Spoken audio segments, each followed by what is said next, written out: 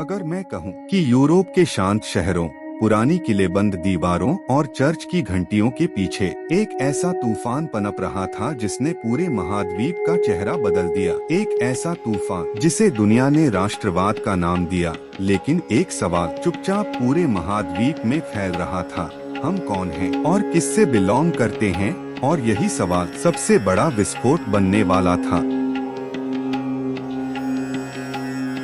धुंध में डूबे पुराने यूरोपीय राज्य, छोटे छोटे राजकुमार, अलग अलग भाषाएं। कभी यूरोप टुकड़ों में बंटा था, कहीं राजा का राज, कहीं सामंतों का। लोग अपनी पहचान से नहीं, अपने शासक के नाम से पहचाने जाते थे। लेकिन हवा बदल रही थी। फ्रांस की सड़कों पर बगावती नारे उठने लगे, आग में जलते पोस्टर, मार्च करती भीड़। एक 7-8-9 की फ्रांसीसी क्रांति एक चिंगारी थी जिसने पूरे महाद्वीप का दिल हिला दिया। लोकतंत्र, नागरिकता, आजादी ये शब्द नहीं थे, हथियार बन चुके थे। यूरोप की हवा अब सिर्फ हवा नहीं थी, एक क्रांति की गंध थी। इटली के शहरों में गूंज उठी एकता की पुकार, जर्मनी के जंगलों में उठी नई आवाजें। लोग एक झंडे के नीचे आने लगे, अपनी भाषा, अपनी संस्कृति और अपनी पहचान की खोज में। यूरोप के छोटे छोटे राजघराने कांप रहे थे, क्योंकि जनता अब राजा नहीं, अपने राष्ट्र को ढूंढ रही थी। लेकिन राष्ट्रवाद सिर्फ उम्मीद नहीं था, उसका दूसरा चेहरा बहुत भयावह था। युद्ध के ड्रम्स बजने लगे,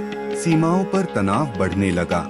सैनिकों के कदमों की गूंज यूरोप को एक नए अंधकार की ओर धकेल रही थी। एक तरफ एकता का सपना और दूसरी तरफ टकराव, युद्ध और खून की लाल छाप। यूरोप धीरे धीरे बिखर रहा था, उसी ताकत से जिसने उसे जोड़ा था। मंद रोशनी में बदलता हुआ यूरोप का नक्शा, जिसकी हर रेखा एक नई कहानी लिख रही थी। यूरोप का राष्ट्रवाद हमें यह सिखाता है कि पहचान की आग अगर दिशा न पाए तो सभ्यताएं भी राख बन जाती हैं।